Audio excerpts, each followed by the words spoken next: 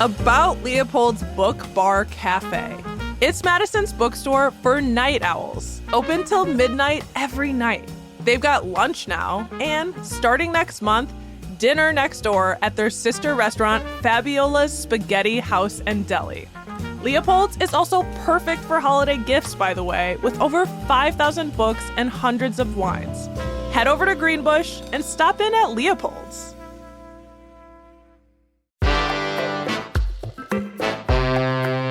Today on City Cast Madison. One of Madison's longest gigging bands is hitting a major milestone. Do you remember 1993? That's when Mama Digdown's brass band was born. Yup, 30 years ago. To mark the occasion, the 8-piece brass band will play 2 nights at the Burr Oak next weekend. And it's gonna be all that yas.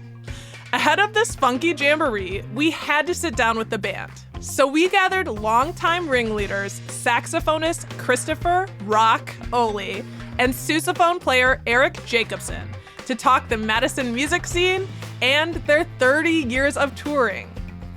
It's Tuesday, December 5th. I'm Bianca Martin, and here's what Madison's talking about.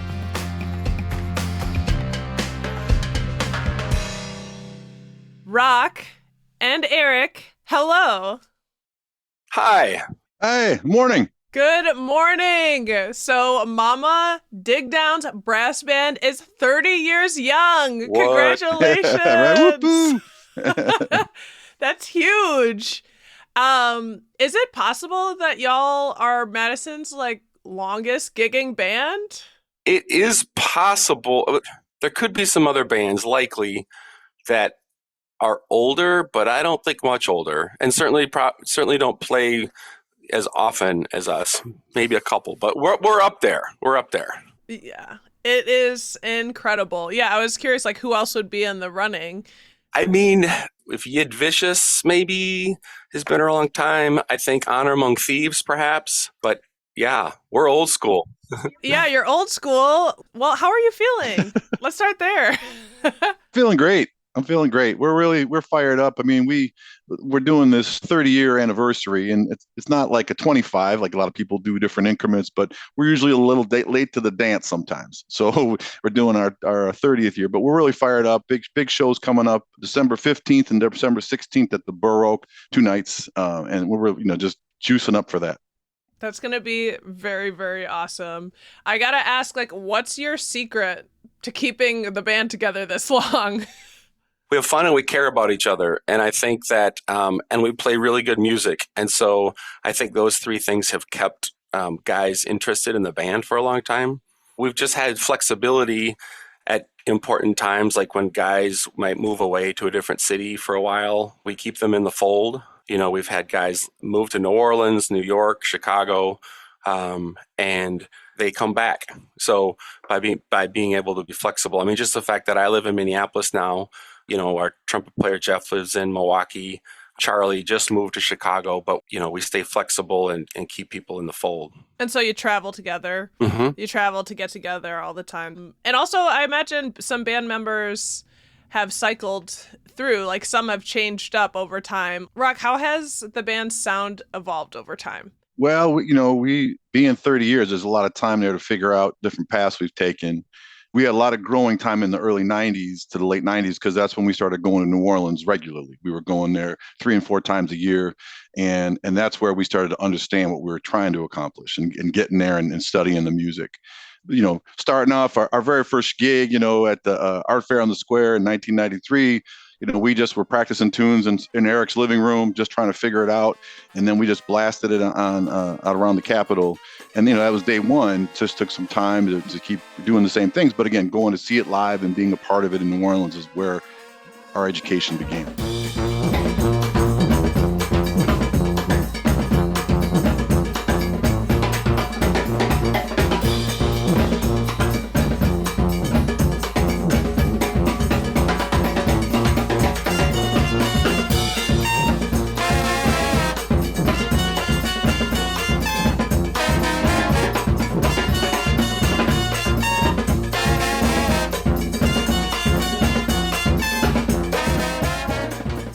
Madison is the best city, period.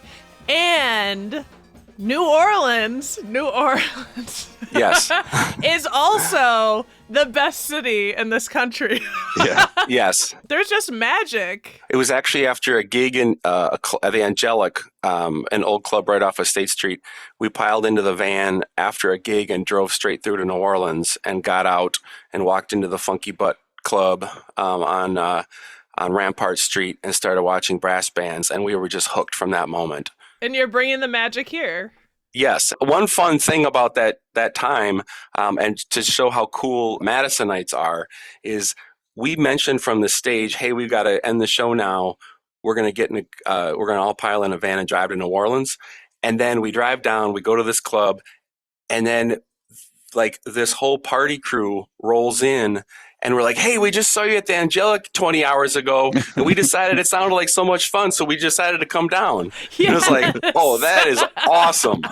That is huge. Yeah, so that is the spirit of Madison right there that has been fueling us all these years. Yes, the power is real. Yes. And Roc, is it true that you've got second generation band members now? Yeah. My son, who's 22, at the university, but he plays trombone, and he played trombone with us when he was 2 years old in the St. Patrick's Day parade around the Capitol downtown. You pulled him in a wagon, I remember. Yeah. Is it a mini trombone?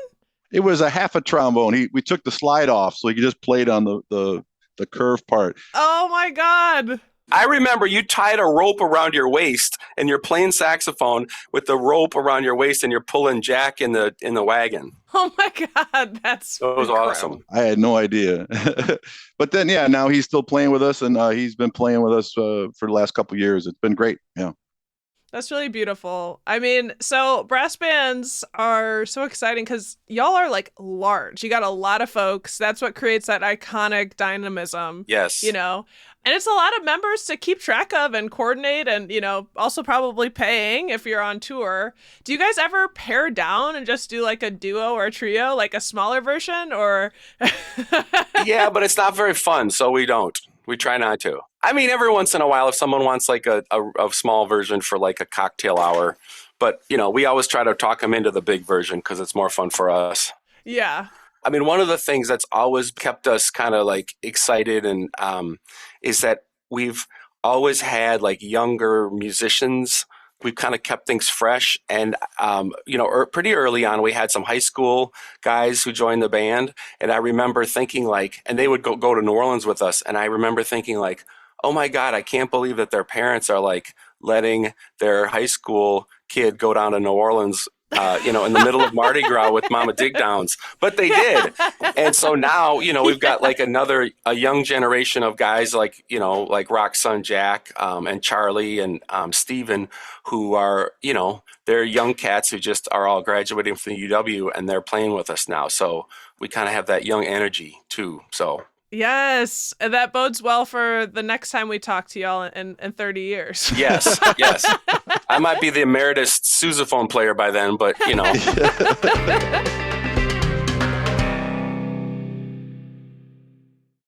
One of the most fun things that I've been around for when I'm near bands, my sister's in a band or was in a band, a Madison band, are like rituals and like little fun traditions before. Do you guys have anything like that? Any like fun things you do before you go on stage? Well, I would say that there's from time to time we might have a little pep talk right before we play.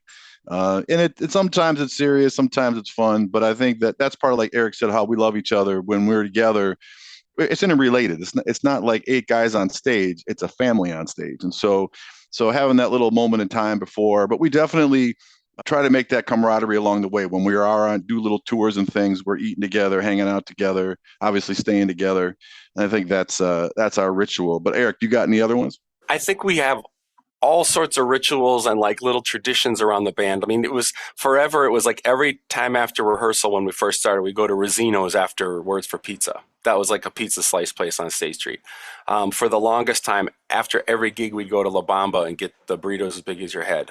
Then, as our taste developed and matured, we started going to the Tornado late night to get the burger and the wedge salad after the gigs. So we do have those kind of things. Another very important ritual or sort of like tradition and rule that we have is called the 30 minutes or 30 miles rule, that we can't talk about how the show went until either 30 miles away from the gig or 30 minutes after the gig. Brilliant. Yeah, and that way we're not like getting off stage and hollering at each other, and so, about who blew the intro or whatever. Save it. Yep, save it. Bianca, one of our biggest traditions, which I don't think other bands follow in the same way, is that we've been around for a long time, and once a member of our band who's been with us for a long while has earned his stripes, he's been with us long enough and he's contributed. They don't know what's coming. And we present it, the whole band wears this, that we make these specialized high school letter jackets, Mama Digdown with a big M on the chest and our name on the back. And then their nickname is stitched in the lapel there or whatever. Yeah. And so Roc, is that your nickname? Yeah. Yeah. Eric, do you have a nickname? Well, I don't know how I got it, but Roc, stitched into my jacket is jail time. You don't know, hey? I don't know. You got that one?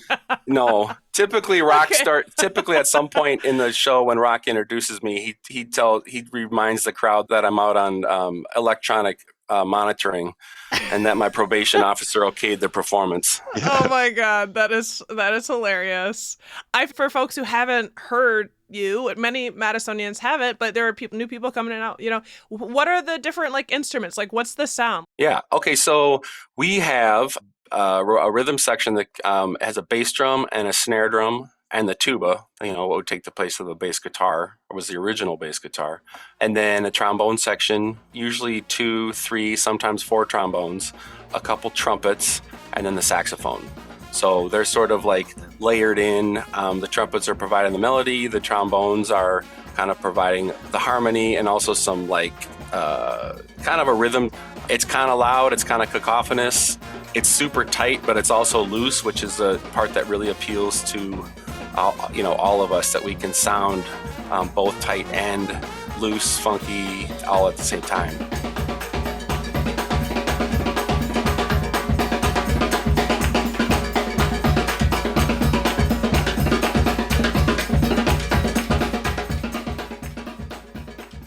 I wanted to ask, you talked about starting out playing in, the 90s. Did y'all ever play the O'Kay's Chorale? No, we didn't. Dang it. Where's the dang it from? It's just a legend. Mostly, no. We used to go there for shows, but they booked a lot of punk. They had a blues night, but we were playing other venues at the time. One of the early one was the Latin Club, which the building's not even there anymore. But the crazy thing about the Latin Club is we used to have to go up on stage and lift the pool table off the stage before we played. And the pool, I don't know if you ever lifted a pool table before, but that was so heavy. Yeah. Oh my God. I guess that the number of band members helped out in those situations. Yes. That is wild. That is wild. It's totally wild. We used to play Jolly Bob's a lot. Jolly Bob's. Yeah. Yes. Tim at Jolly Bob's was an early adopter of Mama Digdown's. We played the Harmony a lot back then. The Great Dane. Paramount. Oh, the Paramount. That was just on Lake Street, just right under, on the other side of the railroad tracks. Yeah, now it's dorms. God, that was a cool club. This weirdo came in from Canada and opened up this club, and it was amazing, and it was short-lived, but they had incredible bands there. In fact, we got to open up for Branford Marsalis' Buckshot LaFunk at that show. They had Guru Jazzmatazz. They just had great bands at this place. But we played it, and then it closed down shortly afterwards. I don't think it had anything to do with us. I think the owner was a little shady. We have to close now. Yes. Do you guys have any big fights that are kind of iconic from the past 30 years or silly fights that stand out?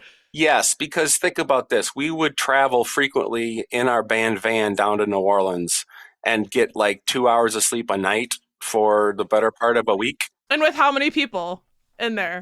10. So yes, of course there were fights. But over music stuff or over dirty socks? Like, Oh. like get out of the van now. But one thing, Bianca, is the thing about the brass band music, all music, and brass band music particularly, is it is like, it's a collaboration. So when musically, we don't have a lot of friction with our ideas because everyone is listening to each other, trying to find that the right way to go. Because we all know the road. And sometimes other guys are looking out the window. And then when we talk to them, they realize where we're headed. So I really think part of that is just we all have the same vision, and that's and we're open-minded and listening, and it's collaborative. So that really helps. Yeah. So dirty socks is only our only trouble. That's ideal. That'll be a forever for everyone. I really like what Wynton Marsalis said years ago about how a jazz band is really like an ideal democratic institution because ideally everybody has a voice and everybody sort of contributes their part. And the great thing about a brass band is like no one is really taking a back seat. I mean, there is the melody, but everybody has an incredibly important role to play and gets a big say in what they're doing. So I definitely agree with Wynton on that. I love that. And I imagine that has fueled a lot of the longevity of your band, just understanding that. I see behind Roc, you've got a Miles Davis poster, and knowing a little bit about him and just like everyone getting the space to do their thing, to really like have a meaningful contribution is huge. How have y'all seen the Madison music scene change over time, like over the past 30 years? One thing I was thinking about this is because when you're in a bubble, like let's say we take a 3-year bubble, we could compare things and you could see some changes and oh, this is so different right now. But when I pull back 10 times, 30 years, there's different musics and different takes on things, but it's always evolving and it's always the same thing. It's always growing and doing something new and special. And like when we came and did it, no one was doing brass band stuff outside of New Orleans except for the Dirty Dozen when they tour, and they're from New Orleans. And then Rebirth, and then now there's brass bands all over the country, So things have evolved to change, but I think that's one of the things. And Madison's been such a great place for music. All the clubs, there's clubs opening up in the next few months, and we have so many great places to play. We're going to the Baroque. You have North Street. You got, of course, Majestic, and all the Frank production places like the Sylvian. I think the more it changes, the more is the same. It's just always progressing. I don't know if that makes sense. Yeah, there's a lot of talk about like how easy it is. Is it easier or like harder for musicians to make a living? I feel like that's one of the conversations right now. What do you think? What's your guys' take on that? It's always hard. Yeah, it's a creative. In the 70s, guys were getting $100 for a set. In the 90s, the guys are getting $100 for a set. And in the 2020s, guys are getting $100 for a set. So there's been kind of this is an example is the economy hasn't changed a bit. And so anyway, for that. So it is always hard. Just to be clear, that's each. I don't want anyone who's listening to this to think that they're going to get Mama Digdowns for $100. No, not today. No, but you know what? I was just thinking about it. I don't know. I mean, it was kind of nuts for us to think about starting this brass band that many years ago, and making such a big point to travel to New Orleans and finding these all these musicians who are interested and willing to just, dive in. But I also don't know if it would have worked anywhere else, because like Madison is just like such an ideal place for this to happen. Quite a number of our initial musicians came from the School of Music and were like in Richard Davis's jazz band. The Amphibians, like all of our early drummers were coming from the Amphibians, and so they had this like passion about like drumming in Brazil, and we're like really open to this, how so much of that was similar to New Orleans drumming. So it was just a perfect time and setting. So anyway, I don't know if we had been like in New York or Atlanta or somewhere else. I don't know that it would have worked like it did for us being from Madison. I hate to do this to people, but your favorite gig ever in Madison, Roc or Erik, whoever comes first. Wow, that's like when someone wins a Academy Award and they get up there and they say, I got a lot of thank yous to give, and I know I'm going to miss somebody. Forgive me. But I will say that maybe some of the more memorable ones, Erik, first one I want to say is we had the fortune of playing for President Obama when he came through Madison 2 times. And while we didn't go to breakfast with him or anything, it was pretty special to be a part of that. That was definitely a favorite. I want to thank our terrific musical guest, Mama Digdown's Brass Band. That's huge. And so before we go, you mentioned you guys are throwing a 30th birthday party soon. Yes. Roc, what do you have planned? Well, we're really fired up about it. It's called a residency at the Bur Oak. It's 2 nights, December 15 and December 16. The first night is going to be more of what we call traditional or trad night. It's going to focus on some of the iconic and canon of New Orleans and some of our own traditional tunes that we wrote, and more of a sit down, but definitely a party.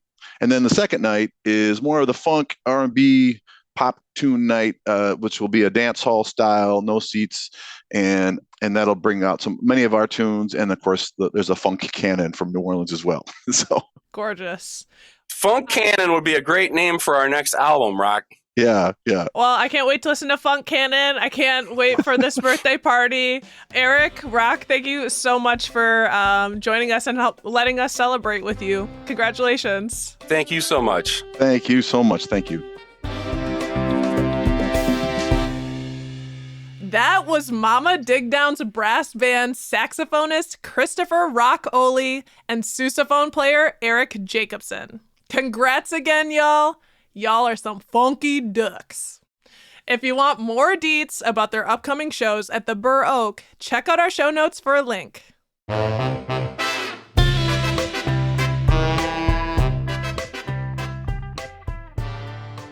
And we want to ask you, do you know who Madison's longest gigging band is? Or longest gigging musician?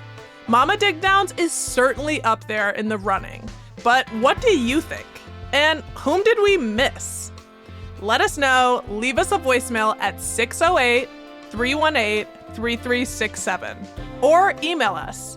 That's madison@citycast.fm. That's all for today here on City Cast Madison. I'm Bianca Martin. If you enjoyed the show, why not share this episode with the illest, hippest, slickest cat you know? We'll be back tomorrow morning with more stories from around the city. Until then, boogie down.